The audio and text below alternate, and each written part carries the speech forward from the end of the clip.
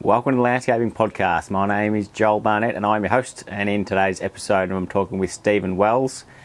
Stephen works as a horticultural therapist and nurse for the Austin Hospital.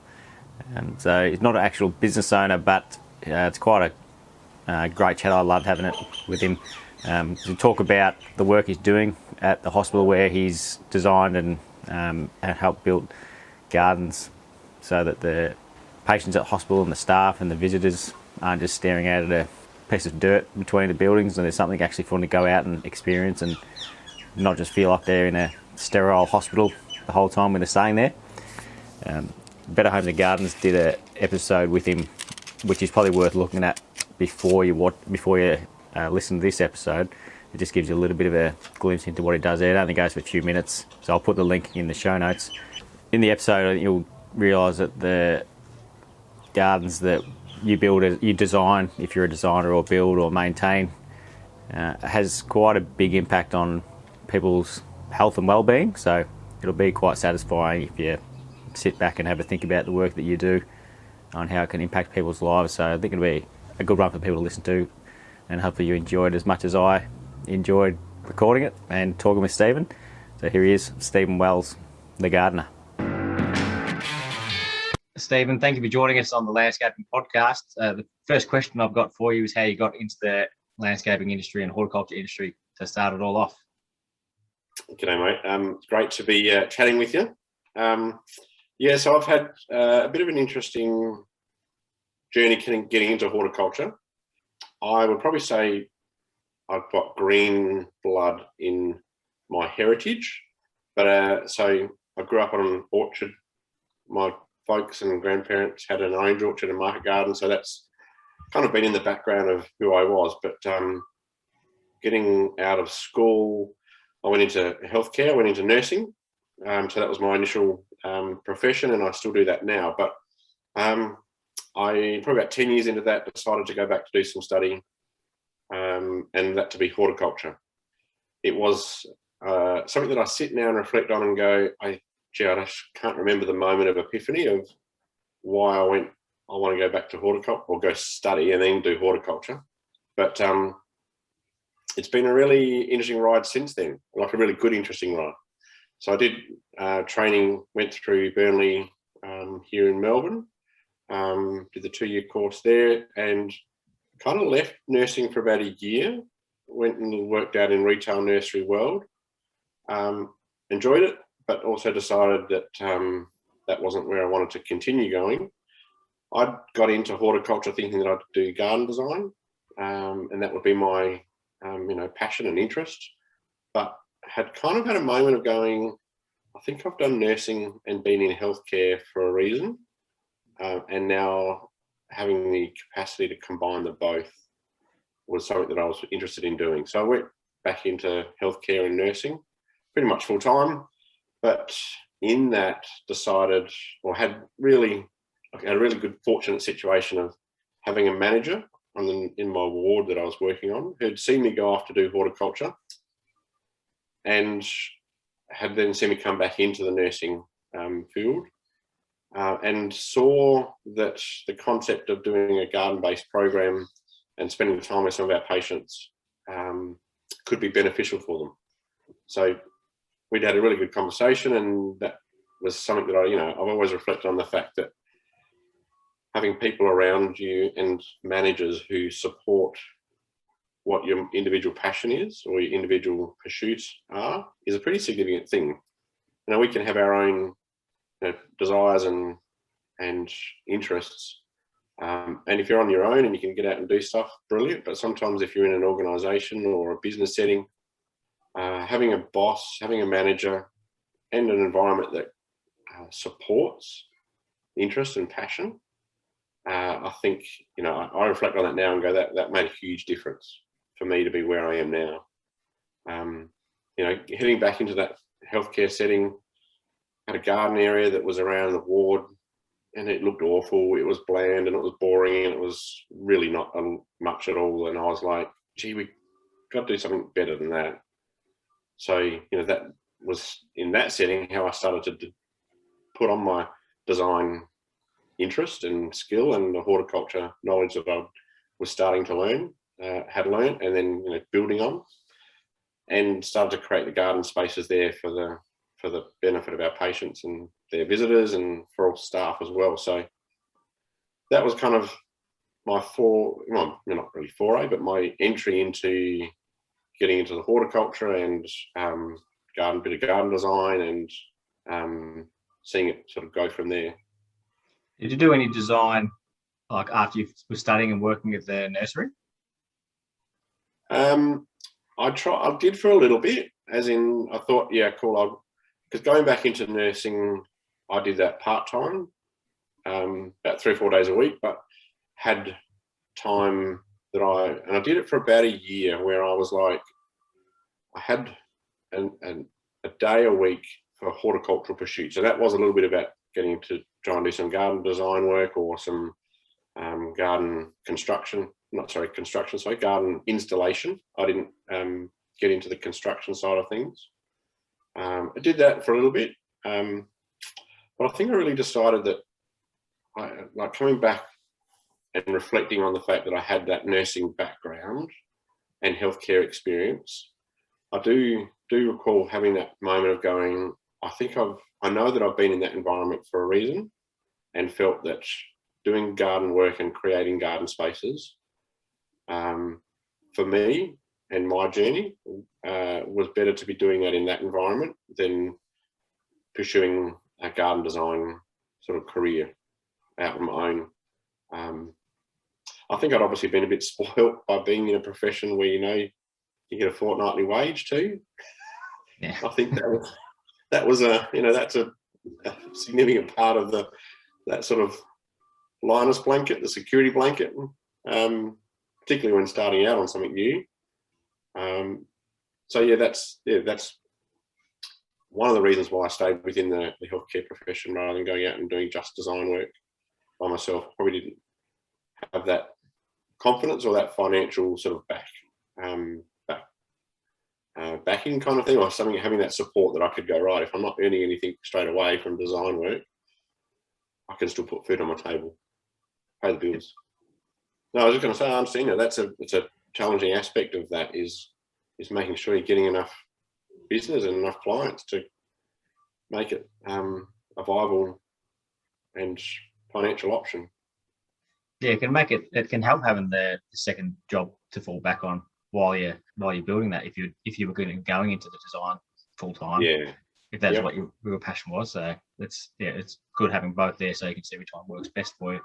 And how long ago was it that you went back and that manager gave you that advice to work with your passion? So I did my study 2001, and went back into the healthcare setting about 2003, I think, early 2003.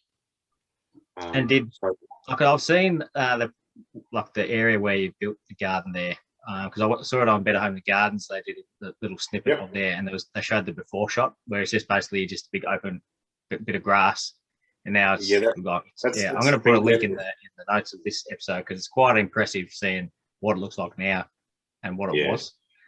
So that how big of that area is that? The length of that space. So there's kind of two spaces of the gardens, and the one with the big pergola section was the one that you'd saw the most of on the Better Homes and Garden story, and that's probably maybe about 15 meters by about 6 meters, is the section there that we've developed. So that was a good collaboration one. So I did that so I did the design work for that, but a guy by the name of Stephen Beavis, who's a landscaper, did the construction for us. It's one of those things, getting the people that have the skills to do the thing that they're passionate about, and you stick with the things that that you're passionate about and can do. So it was a really good little spot, because as you saw, you're being very generous in calling it the grass. It was kind of this remnant space, I would call, that just got mown, and it was not really a lawn area, but it was a space that patients and visitors and staff would go past underneath a walkway and just look onto, and that's all they would do. They wouldn't stop in it or use it. There was nothing there. So what I was really keen to do was create a space that had different seating areas with different choices. So under the shade of a tree, under the shade of a pergola, and then an open sunny space.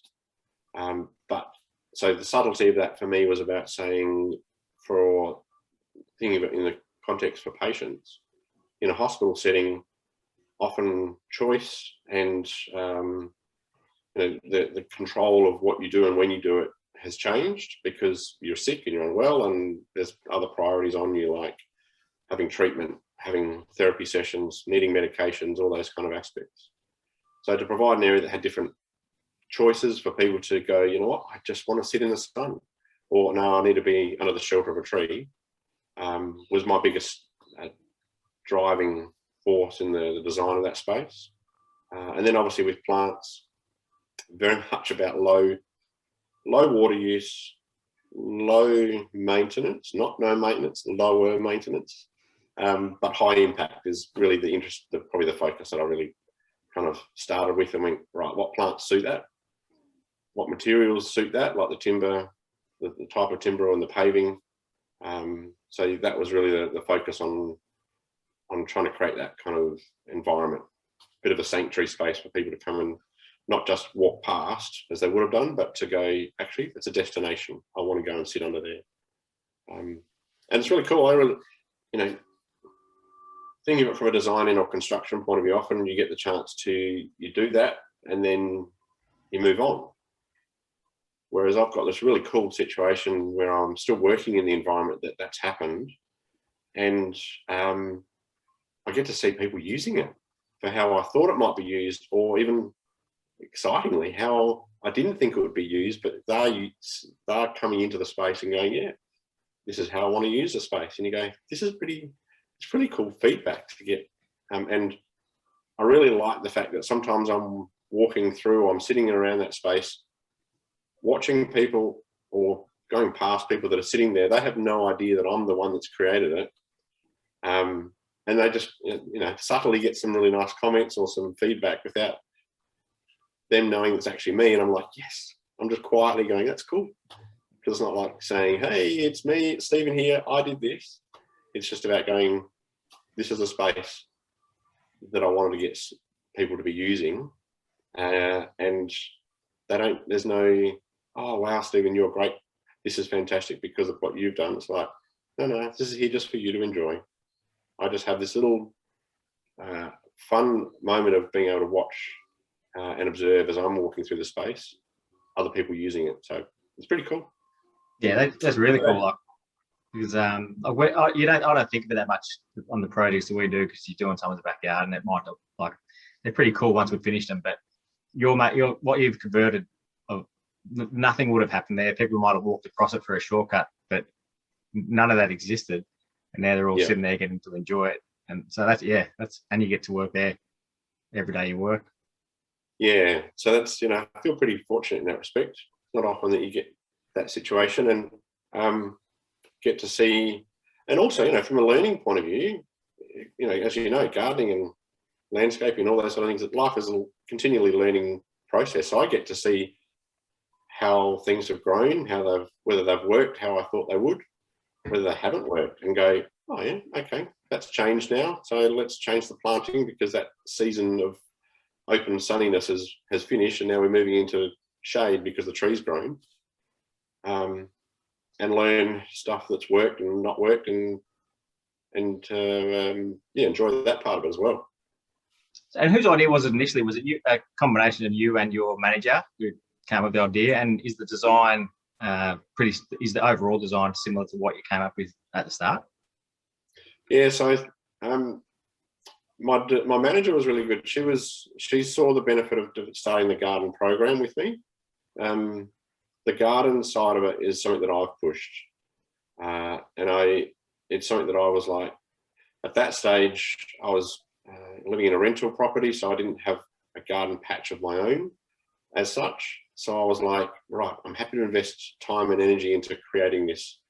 So I was similarly then fortunate to be in an environment where my interest could drive it. Because you're right, if I hadn't had that thought, I don't think anyone would have done anything. We're 16, 17 years, 18 years down the track now, and I can guarantee you'd probably still look exactly the same. And so, yeah, I don't say that to go, hey, look, it was on my, and I good because I did it. It was just honestly to say, look, if I was the one that went, yep, here's an opportunity, let's try and make this happen. And thankfully, I was in this environment where they supported it. So, and pretty much the design of it has worked well. So that what we initially designed has stayed. There's not been anything that's needed to be changed in a dramatic way. Some of the materials, like the willow screening that we used on top of the gazebo, that had its initial lifespan, so then we've replaced that. But most of it has, lasted the test of time at this point in time, 18 years down the track. So pretty happy with that. Obviously, yeah, well, that's pretty cool. As I said before, some of the things, like some of the plant material, bulk of that has done its job and it's still doing what it has designed to do. A few things had lasted really, I put in and thought, yep, you're going to go really well. And then, gardening life tells you another story, and all of a sudden you're going, that's changed. Let's change things to new plants for that spot.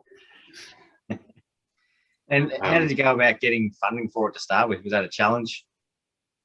Yes, great question. Great question. So fortunately, the first stage of the garden, which was not the one that you see the bulk of in Better Homes and Gardens story, that was funded by in-house, but by our friends' auxiliary group. So I approached them. There's a great band of group of volunteers that for years have been supporting the hospital, and through many activities of fundraising, essentially. So we approached them. I said, look, here's what we're wanting to do, and then how it might benefit our patients. And it was the first time that we had funding, or they had given funding, that it wasn't equipment based. So I still remember a lovely lady who came out and visited me just to check it out from the friends group. And she said, do you think it'll make a difference to our patients? And I was like, yep, absolutely. So once we got it in, I have a dream big, start small kind of philosophy. I keep going, wouldn't that be great if we have this bit of garden done, and then we'll have that bit of garden done, and then we'll do this next step. Funding, there's never been a bucket of money sitting there waiting to go, great idea, Stephen, let's just throw this at you. Each time has sort of been getting the first bit done well and being diligent with making that successful and succeeding in what the desire was, to then go, right now, the next stage, we want to get some more funding. Can we source some more funding for the next stage of garden and the next stage? So yeah, funding, it's I'd love to say there's a beautiful big bowl of money sitting there waiting for projects like me to come along and do all the time, but it's not the reality. Healthcare system's a bit of a different beast. But having said that, when I've given it a crack and put it forward and shown that it can work, and then given feedback, and some of the comments that people have shared about the value that they've had with it, like some of our patients, a lot of it's anecdotal, but that helps then put the case forward for the next stage. And then we're fortunate to have some donations come in, or we work out what we wanted to get done, and approach the fundraising department again and say, look, any chance we can seek some funding? So it's always about looking where we can get rather than having it just appear magically. Yeah. And like you said before, it's good for their patients, but there's also their visitors and staff getting to use it as well. And there's a lot of, I went to a green roof seminar, I think it was, that the Geelong Council held at some stage, and they were talking about wanting to do one on the new buildings because it's for staff. So they're wanting to make that kind of place for staff. So if you're doing it for staff and patients, it's got to benefit both. Absolutely, and it's a critical thing. Like I often focus on patients and the benefit of it, because that's who we're there for. In a hospital, our main priority is our patients, and if we don't have people who are sick, we don't have a job. So that's why I do it. But that being said, I'd like to not have a job. Don't get me wrong. that being the case, if we just weren't sick, that would be great. But yes, I've always said it was a bit of a threefold focus, three-pronged approach. It's patients, it's visitors, which is their families, their friends, and it's also staff. This last couple of years has really been a fairly significant time in healthcare settings, and there's a lot of staff who, pretty exhausted and working, changing, stressed with all that's been happening in the last couple of years, and it's just highlighted to me that even more so. Funnily enough, I think when we had our first lockdown, and we were like, everything just changed, I do remember putting out an email to my staff on that site, putting a different flip on it, because I was like, hey, great news, the gardens aren't closed. And go out here, there's some great spaces to go in. If you're needing some time to get outside, if you're stressed, if you're needing a break, go out into the gardens. It was almost as if I had this moment of going, all these years I've been developing the spaces, now more than ever is like, get out, this is the time that, come and see the gardens, they're here for you for your respite. So it was quite funny, because everything at that stage was like, closing down, shutting down. I was like, no, the gardens are still open. Nature is still out there for you. It can help you. Did you find people using it more? Yeah, I did, because often the staff rooms were changed because we couldn't have people in staff tea rooms like we used to. So they were, needing other opportunities and outside spaces. So it was, obviously they could still gather and still do it safely, but that was an environment that people were getting out into. And also for our patients, like during that time, our hospitals have changed, and obviously one of the bigger things was about not having visitors in. So for our patients, to highlight to them that there's places they can get out of the ward to go and do something, meander in the garden, sit in the garden. We saw that there was a lot more people getting out or being encouraged to, because they had less, they were a bit more isolated. So having activities and garden spaces for them just to go and sit and have a moment of respite, get away from the stresses of the day or the moment, we did see a lot more people using them. Yeah, and I think people are starting to appreciate gardens in settings outside of a hospital as well, because that's why a lot of, because they can't travel, so people are spending a lot more money on their landscaping, so everyone's busy. So it's definitely something that people are starting to realise the benefits of having a garden. Do you have any plans to extend the area, or have you got anywhere you can make it bigger? So I guess not specifically there, but so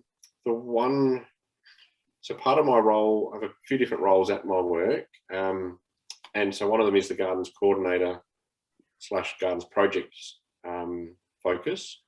So that spot there at the Royal Talbot is one of 3 of the main sites of the of Austin Health. So I have been working at doing other projects over the last 10 years at the other 2 sites. They have their challenges. One's pretty much a concrete jungle, and the other one's an older site with more open spaces. But where I have been able to start to try and put some new projects in, we've been able to create new garden spaces.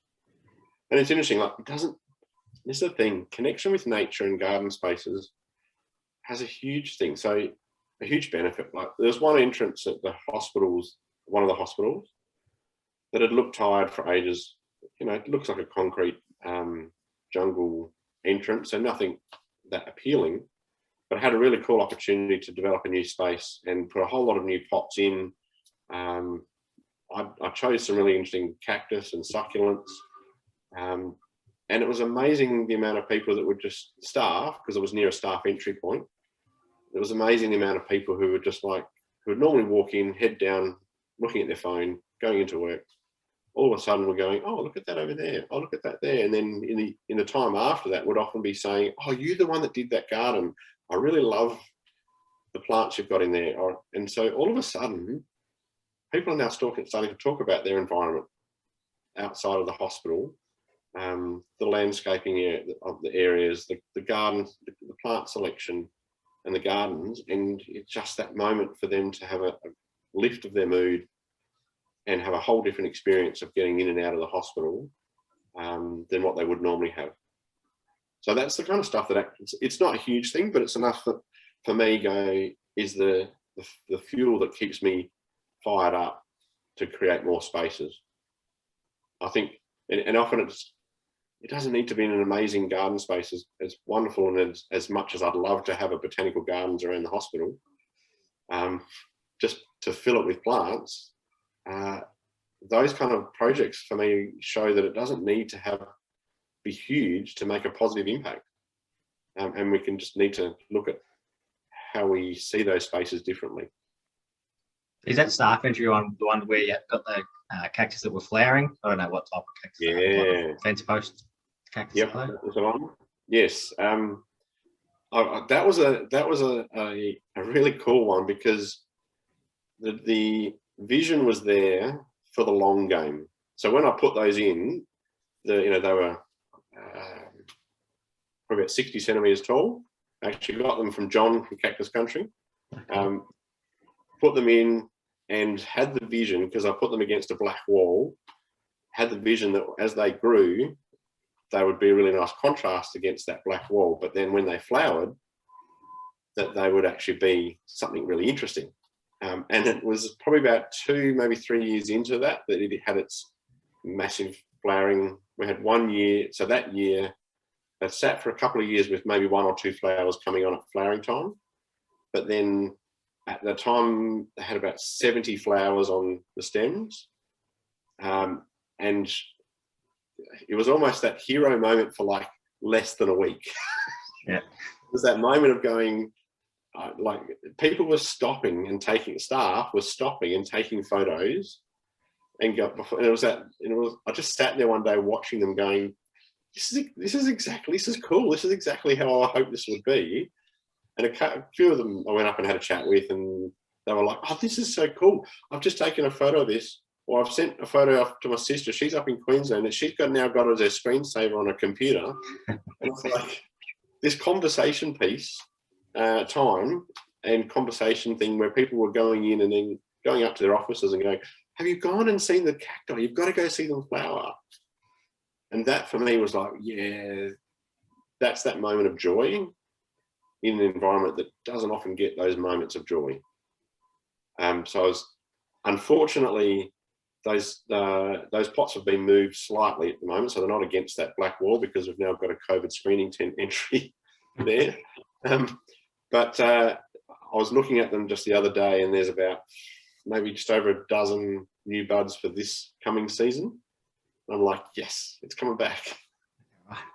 So was that a really rare occurrence that there was that many? Sorry, mate? Was that a really rare occurrence that there was that many flowers at the one time? They were young plants initially, so the first time I'd used them, I'd have to go and have a chat with John. John about it.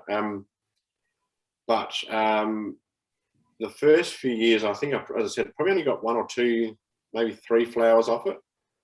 And so I just don't know whether that year it was just its year to shine, or whether they have a cycle. I don't know, this is what I'm still learning about with some of the cactus. So I was just ecstatic to think that there was that many buds on there and that they pretty much all flowered. Yeah. And I think I even went in on the weekend to, I went and looked at it, and it's like, you're going to all open when I'm not even at work. I can't have that. I was so excited about seeing them open. I was like, no, I've got to go back in each day to see what they'll do. Because, if you've used them or seen them, you know that they sit there and then all of a sudden they get this big fat bud head, and then you're going, you're about to open, bang, and then they've done it for a day, and then they start to wither, and you're going, I just don't want to miss the event.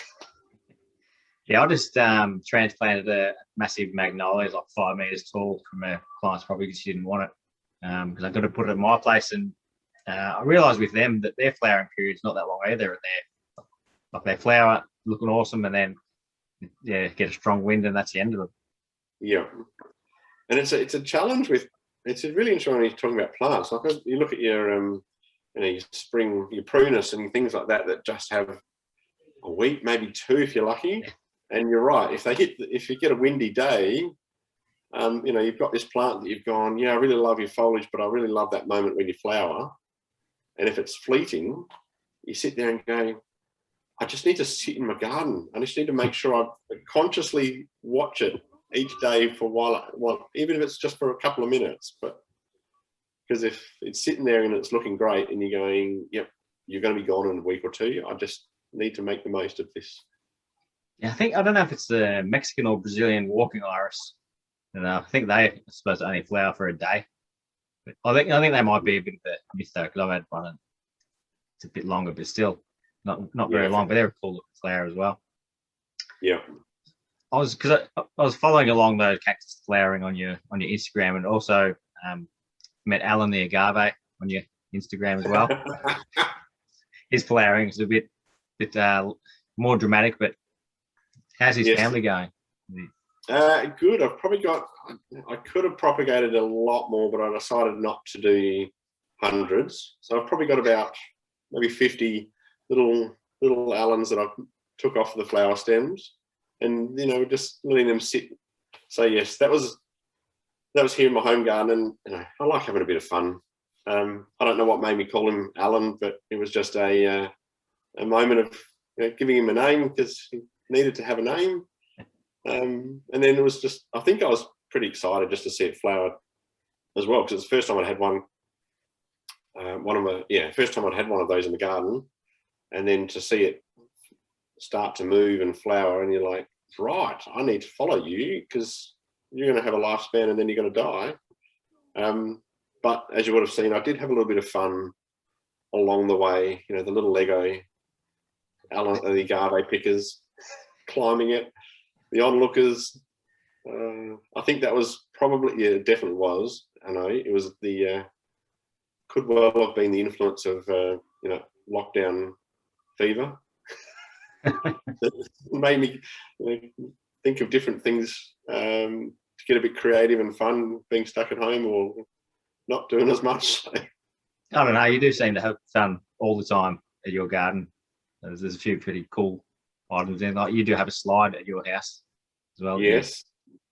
When did you design that? How long have you been there for? So I've been here. What are we now? Yes, 16 years. So it's a little. It has been 16 years. So I was trying to remember the date. So 2005, I moved in, and it's been a bit of an ongoing project field garden area. So it's probably about 250 square meters, and it sits around the unit. There was a lot of weedy species of things in the gully that I've got around it, and I had a really good moment of clearing out everything, and it was kind of like, I think my family had interstated, seen the photos of what it was before I moved in, and then when I moved it off, cleared it all out, and they're like, oh my goodness, it was green before, what have you done? But I really, really was keen to create different spaces and fill it all in.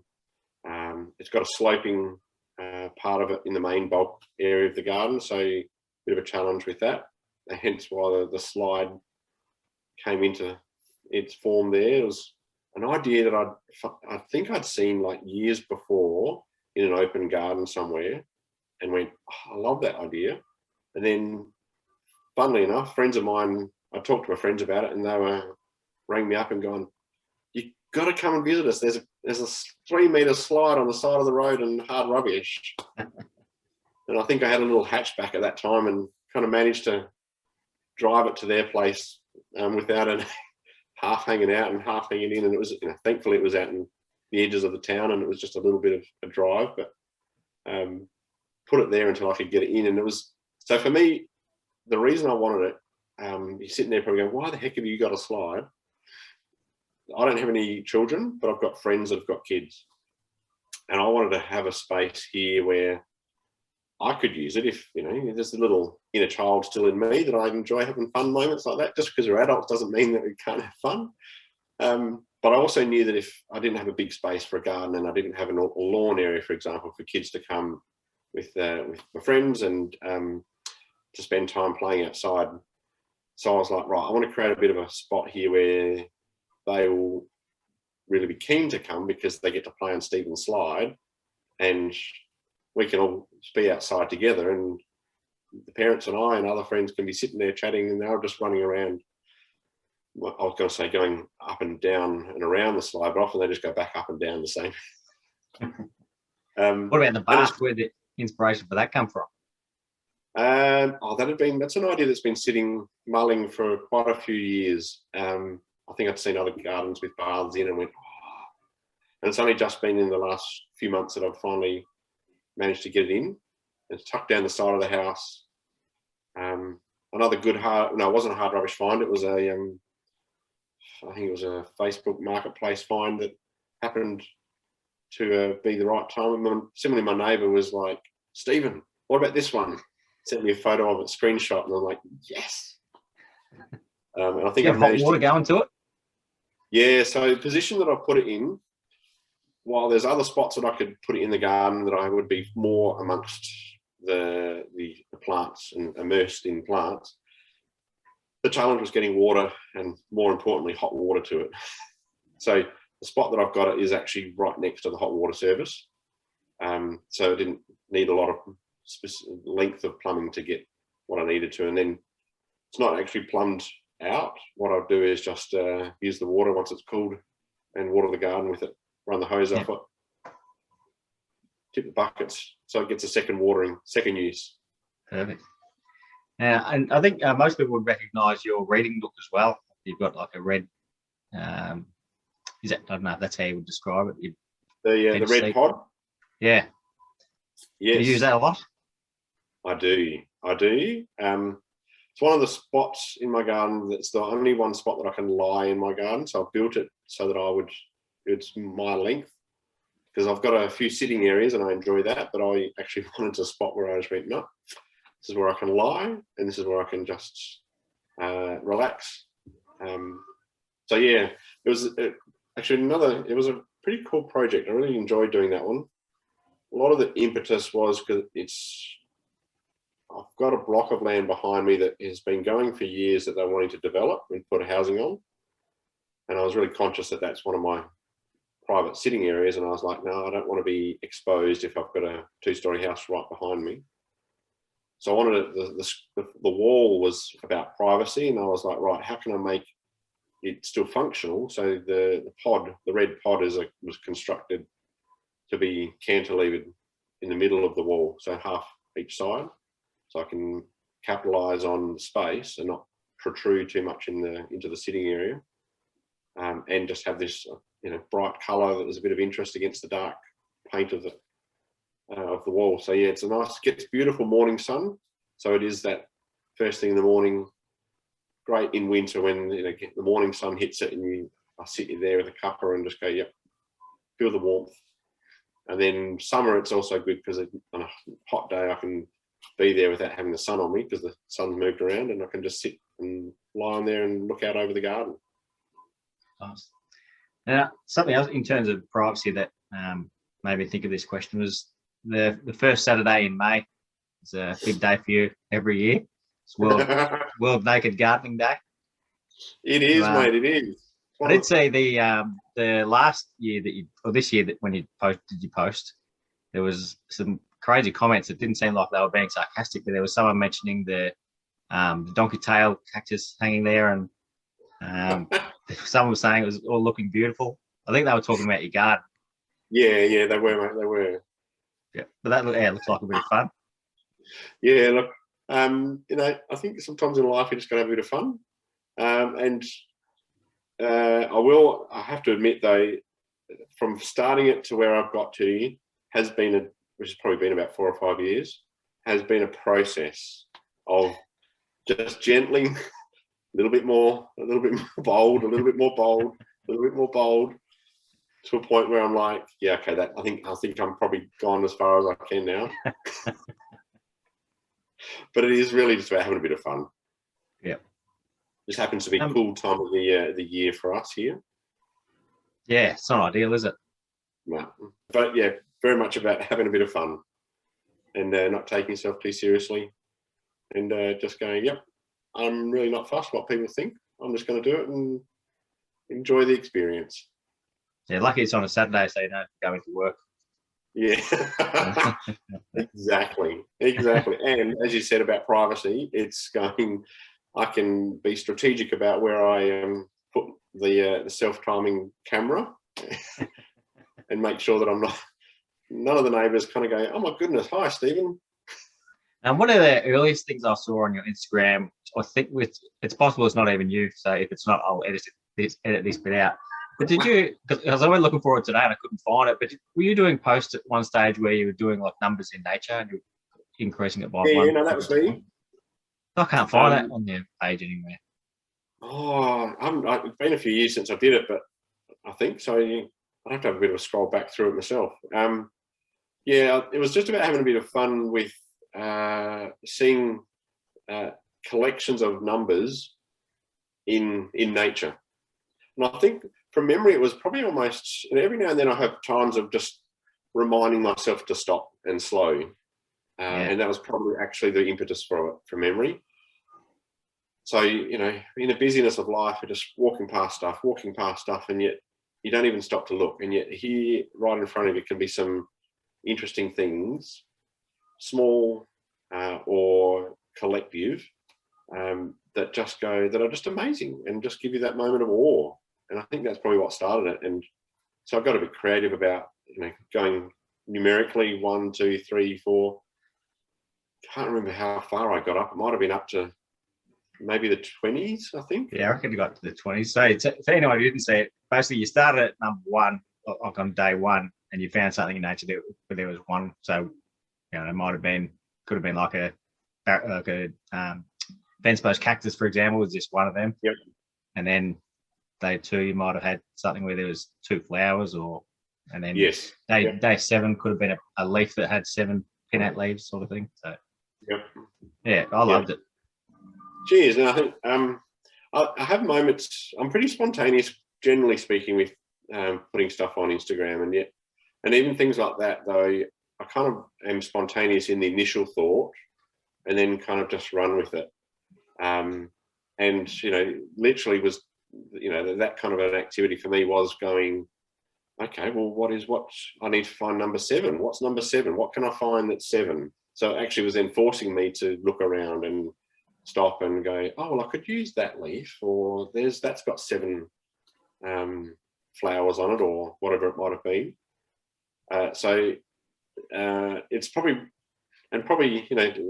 another example was when I did coming back to the slide, when I was having a bit of fun during 2020, doing different exercise, technically I was doing exercise because we couldn't go out to exercise, running up and down the slides and the step in the garden.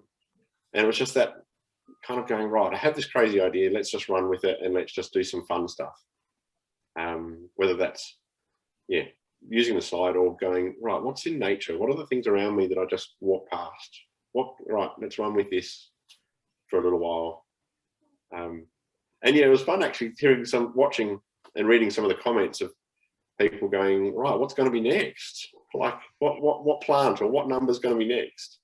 Yeah, I'm sure I'm not alone, but I was looking at things as well, thinking, oh yeah, there's a 9 over there, you could do that one. That is awesome. It does make people stop and think, I reckon. Yeah. Well, I think that, that's just given me a thought of going, at that time, I should have put a little call out going, okay, I need a number 10. Anyone else got a 10? Because you get other people to send in stuff for you. Yeah. I didn't, but if I, that would have been a cool thing to knowing that you were ending up doing at the time. So we'll start again. Start at 1 tomorrow. we'll revisit it. And while I was scrolling back, I saw that you went to Chelsea in 2016, was it? Is that the only time you've been there? I was very, very fortunate. That was just really good timing. A great experience. I was over there because I was doing a Churchill Fellowship, and I was fortunate to be awarded a Churchill Fellowship to travel looking at hospital gardens and looking at maintenance and management and some of the processes around how they could be successful or where successful ones were, and was really fortunate to have the timing be that I could attend Chelsea, and that pretty exciting. I was fortunate also to be able to get in on a couple of days because I was able to get a media pass for media day, and then was able to get in on another day. And we still feel pretty fortunate too. Charlie Albone that was the year he did his there, and that was an amazing garden. I managed to get into an event because someone I was with was a garden writer, and she was like, right, she got invited and she said, oh, look, can Stephen come too? And still to this day, I feel pretty fortunate to have had that experience. So, we've just had the out of season one. Next year, I think they're bringing it back online to the normal time. I may be correct. So brilliant experience when that time can come again.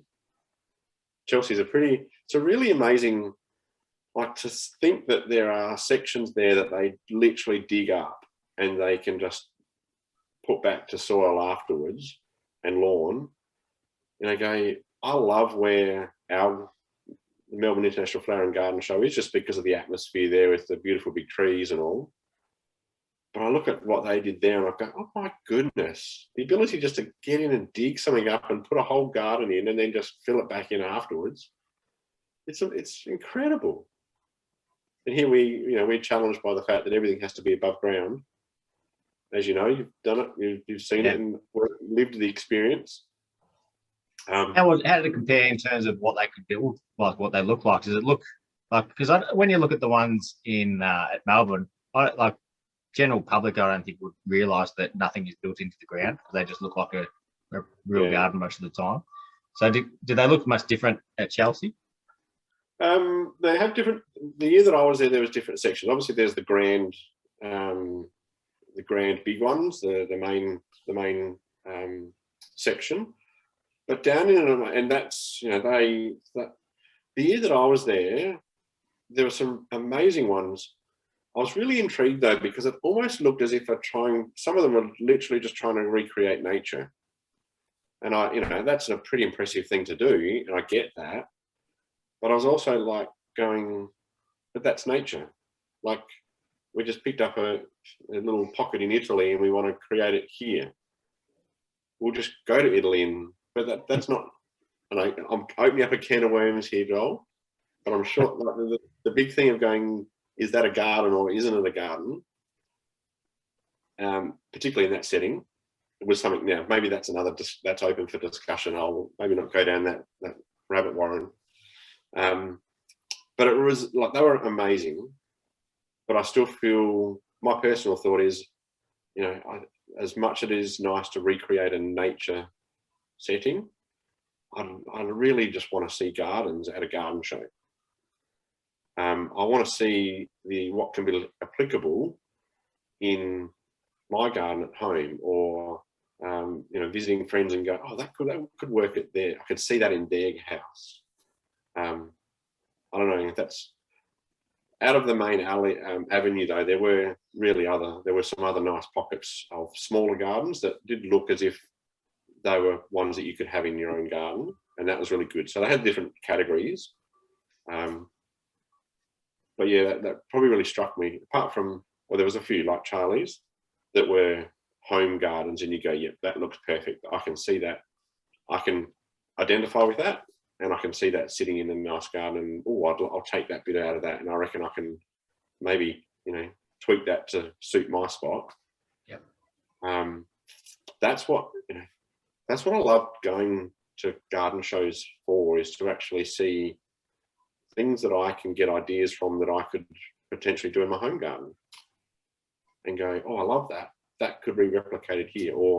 But I do understand the aspirational aspect. You want to have that bit that goes, oh my goodness, that just looks amazing. I could never do that in my space, but I fully appreciate what it is and how it looks. Yeah, I know a couple of them in the past they've already been sold to, like, before they were even built at the show, to go into someone else's garden. So they reuse as much as they can and rebuild it there, which would obviously help pay for it. But I think a good thing about garden shows is there's a bit of variety. So there are some gardens that you look at and think, oh yeah, that's like a normal garden where you could use that in some of the places. And then every now and then there's an arty designer who does something completely out of this world that people, which polarizes people. They say, oh, that's stupid, that would never work. But they start appreciating what they're looking at, really.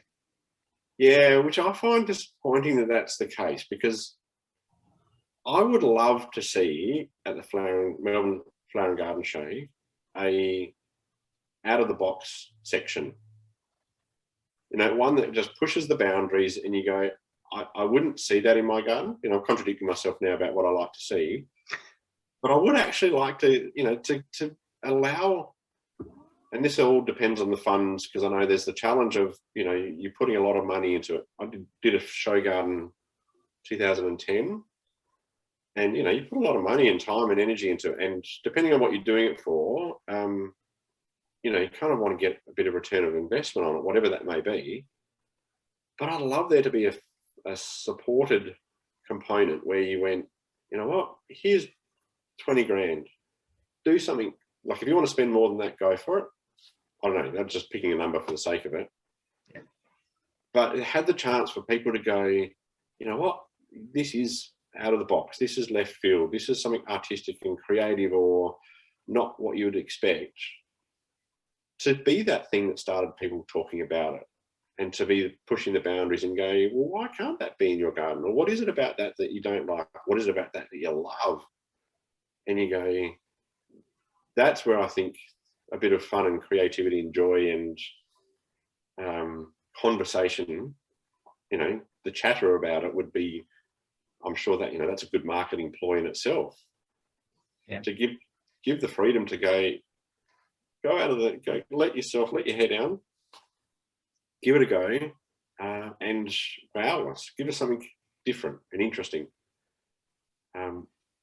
Because I think as a creative person and as designers, there's a chance where you want to go, I want to do something that's different. I want to do something that is a little bit quirky, that might actually be an expression of you as a designer, and then also the construction of that, and highlight some amazing skills for those that are constructing it, and just go, yep, this is left field, but isn't this amazing? That's I'm a bit passionate about that, because went off on a bit of a tangent there, but I just think that'd be awesome. No, that same year, so I'm pretty sure it was 2016. I went to the Singapore garden show, and they've got a section called the Fantasy Gardens, where they are completely out there, and there's nothing that anyone would think that would be a normal garden. So it's and that was really cool seeing that. Yeah. So what were some of the things in that stood out for you? That, like, because if that was 5 years ago now, but that was something a bit different. Were there things that you still reflect on now and go, oh, gee, that's still stuck in my head? Not so much, not in the fantasy gardens, because they were like literally just, it was like art, really. So it's above my abilities and to work out how to translate that into a normal section. But I loved the actual main gardens, because Alison Douglas built there that year. Yes. Yep. So, she won the Boutique Gardens competition the year before, and then went. Yep. It might have been the same year. I can't remember what time of year it was, but yeah, that was a great little garden. That one, I love that one. Yeah, that's probably one of the most popular boutique gardens that's been. I reckon the Pipe Dream, I think it was called. Yep, spot on. It was just really well executed, and the obviously the vertical that then flipped into the horizontal, the plane level with the fire pit and the pool was just, I'm pretty sure that's what she had with it. Yep.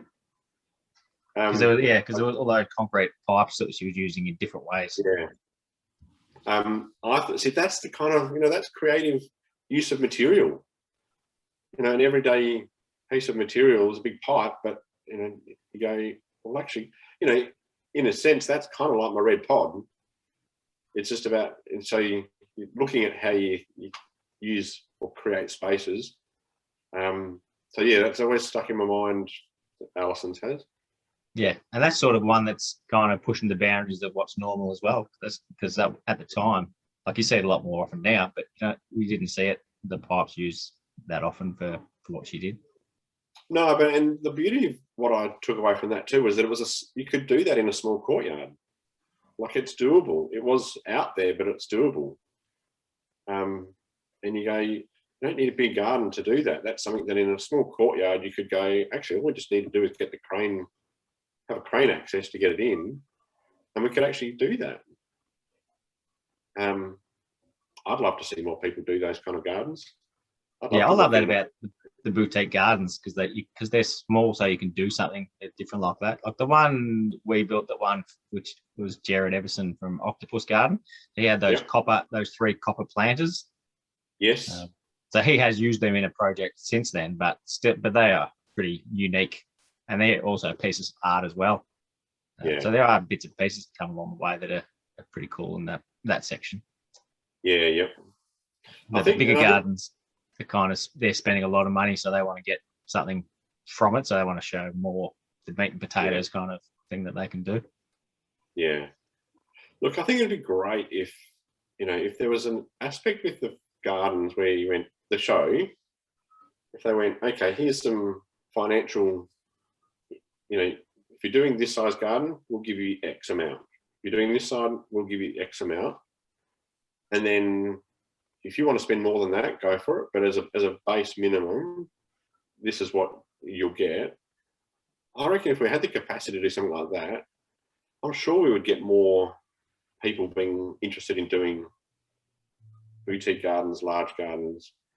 I'd love to go to the show and see, 50 gardens all through there. But obviously, may not be 50, but a lot more than what you have, because it's a great event where you actually get inspired, and apart from the fact that it's the event of the year where you actually catch up with everyone and go, oh my goodness, how you going? Good. Yes. It's an event where you get so much inspiration into one spot. And the other opportunities when you actually probably get the chance to collaborate with people too. Yeah, that's been my biggest takeaway from it. But yeah, something I've only sort of realised as I matured is, because I used to hear people always say that the achievable gardens was the best part of the garden show. And I always thought, I'm not a big fan. I like the big gardens, the big fancy designs. But then, as I've gotten older and been in the industry longer, you look at those ones and there's like new designers coming out of school. So they're sort of doing some unique things, and on a small scale as well. So there's always something, a little bit of piece that you can take out of them. Yeah. As you're saying that, I can remember, a few come to my mind already where I've gone, oh, I love that detail. And that detail stuck in my mind since. Yeah. And I've gone, no, some of those ones are you going, oh, have I got a spot in my garden that I could do that? So that's, you're right. They're the ones that I predominantly think of and have little snippets of ideas from. Maybe because it's a little bit more applicable than a large scale garden. Yeah. So I think I'm with you on that. Maybe actually that's a good question. Maybe we need to increase the capacity of that one, because then it's also supporting those that are new into the industry and giving them an opportunity to express themselves, show what they have, their potential, to then have others see them and go, actually, you've got some really cool ideas. We need to talk, or we need to work together. And then they get buoyed and excited by that and going, right, this is the industry I want to be in. Right, let's go. Yeah. Brent Reed had a great idea. It's quite a few years ago, but I remember speaking to him at the garden show, and he was saying it'd be a great idea if there was some sort of mentor program for the people doing the achievable gardens with other designers, and then they could sort of progress to a boutique sized garden the following year to so what they've done on the small scale, because I think they're like 1.5 meters by 2 meters or something. They built it in, or 3 meters, but they're pretty small anyway. 3 by so 2 then, or something. Yeah, so then they can sort of expand on what they've done there on a bigger scale without going to the massive, expensive show gardens. So, but like you say, though, that's a great place for people to make contacts. Yeah, and for you guys that are out and about all the time, you're not often, you're often in your own work, so there's not that many opportunities for you to actually be in the same space with other people in the profession, all in the one spot together.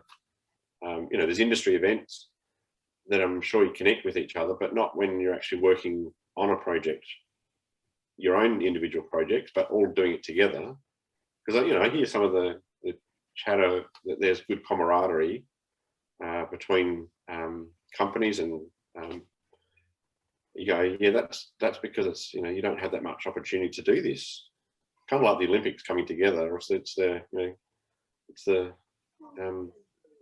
carnival, the footy or netball carnival that's you have once a year because everyone gets there, and it's like you actually have it. A whole lot more comes out of it by having that chance together. And I think Brent's that's a cool idea of Brent's. I think having the mentor, even if it's it's people that have done it the year before potentially, are the ones then helping them. Being invited back and having an actual role to go, right, yep, we're coming in to support you, and it's part of the industry support. That sounds cool idea. I reckon it would have been 4 or 5 years ago though, so I don't know if anything, probably nothing's happened since then about it. That hasn't gone on. The show hasn't been for 2 years, so made it hard. But, and what I reckon it must have been when I first heard about you, someone said you've been on Gardening Australia. So did you have a regular spot on there? A couple of years ago, I had the fortunate situation of being a guest presenter. So they've been doing guests, and they're still doing it, having guest presenters on different topics. So I was pretty excited to be asked, and felt pretty chuffed and a bit humbled by it actually to be asked to do that and to talk about therapeutic gardens or therapeutic gardening. So I did, I think, 6 or 5. Different stories, which was really cool. Got to see some new places that I hadn't been to and talk about the context of how gardens and gardening has been beneficial for them.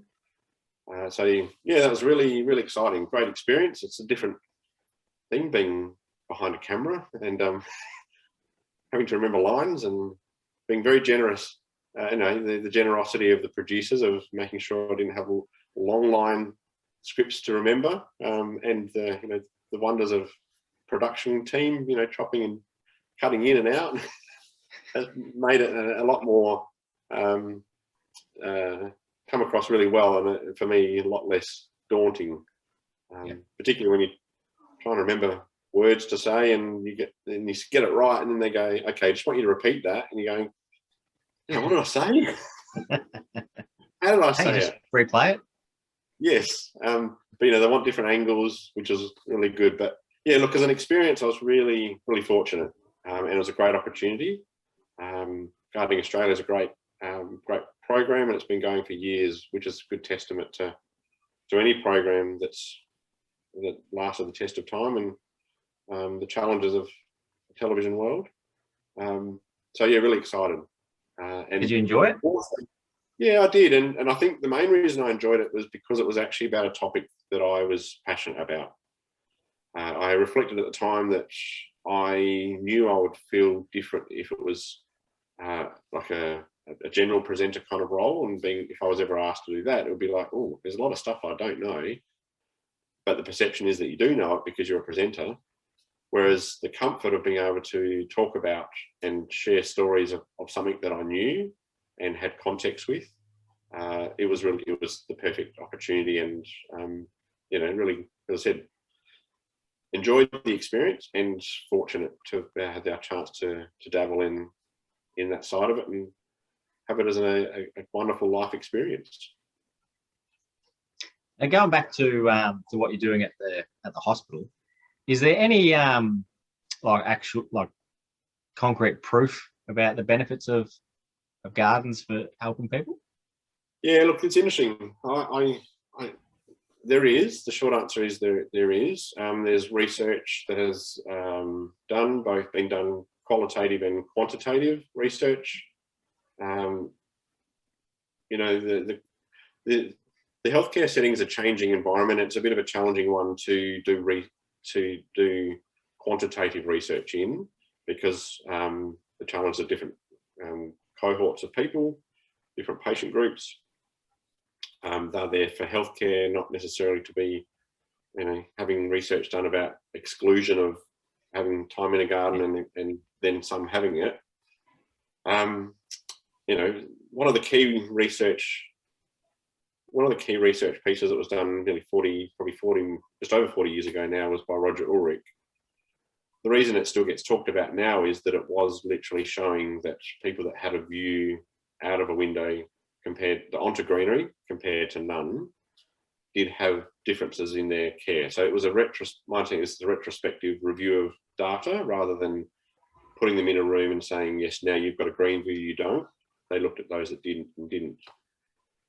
The reason it still gets talked about now is that it showed that people had a shorter length of stay. And from a healthcare setting, you know, 40 years ago, things were different in how people recover. You might have gone in for an operation and 7 to 8 days in hospital to recover. Whereas now, you know, you might have keyhole surgery and be out in a day or two because technology's changed.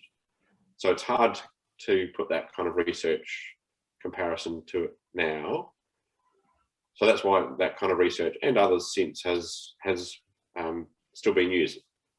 The Children's Hospital here in Melbourne, for example, Roger Ulrich was involved with, and as a unique hospital, the whole new build of that hospital has been done that everyone has a single room, and that room looks out over the parklands. There's no room that looks out onto a concrete wall. So you go, okay, so yeah, there is the research, and it just takes some time for it to be put in place for new projects. But it does highlight that it does make a difference. So you kind of go, look, yep, there's some research that does show it. Aside from that, there's a lot of anecdotal feedback and research, sort of more the qualitative research. I sit in a medical model environment, so research is very much the process that we, things are the basis of. But as I sit there on the other side of it and go, we know that connecting with gardens and nature generally, is good for us. We're kind of not designed to be in built environments. Like, we've evolved that. Why do we need to be the ones proving that it's actually good for us? We just know that it's good for us, but we just have to prove it now. Like we kind of had the experience, and then we're researching the validation of it to then go, yes, see, it does make a difference. That being said, I do know that when you're trying to get funding and you're trying to put cases forward, it is very much about the research. And they go, well, what's the validation? What's the proof? As much as I could bang on and sit there and say, look, I've got, an hour or three's versus of stories and experience that I can share with you of what it has meant for a patient. And I've got some comments from patients and their families about what it could do for them and what it has done for them. And the impact it's had, that's nice, but it's not necessarily what funders or organisations put their hat on. But, it's still doesn't stop me from trying to make sure it happens, do the best that I can. And I'm very much a realist. I know in my environment, I have my challenges about what I can do and can achieve, but also know that I'm a part of the bigger picture of voices before me and those coming now and will be after me that are part of the storytellers of and advocates for the benefits of green spaces in healthcare settings. I'm certainly not the first to be talking about it. I'm just here at this point in time doing my best to talk about it and know that hopefully that has some impact, but know that there's others that are going, yeah, we're on this too. We're telling the same story, and it's like, right, good. We need as many voices as we can. You know, I also look at it realistically too and go, you know, broadly and go, there's so many facets to creating gardens in healthcare settings. We need different people with different skills. So that then means that we need the designers and the landscape architects to create them in and know the needs of it. Then there's those that construct it and the nuances of all things to make that happen. And then there's those that maintain it and what needs to be done to maintain. So it actually involves different people within the horticulture industry along the spectrum, which is, you know, that's the strength of it. If you get good people in those parts of each of those parts of the profession, you know, you're actually going to achieve something really pretty damn amazing. Yeah. Again, it's good for everyone who would experience it. Like, compare going for a walk on a tarmac to going for a walk in the Otways. You're going to feel a bit better about yourself going in the Otways. So if you get to work in a place like that, then that's the proof of the pudding there. Yes. I mean, look, there's, aside from the research in a healthcare setting, there's so much research out there about doing exactly what you just said, what that does to you physically, physiologically, emotionally, psychologically. Now, there's research about just general connection with nature. It's, you know, a bevy of research all pointing in saying the same message of the value and benefit of connecting with nature and green spaces. Well, Stephen, I've absolutely loved having this chat with you. So thank you very much for your time. Really appreciate it. My pleasure. It's been, a lot of fun and great chatting with you. Honoured to be asked and to be a part of your podcast. So thank you.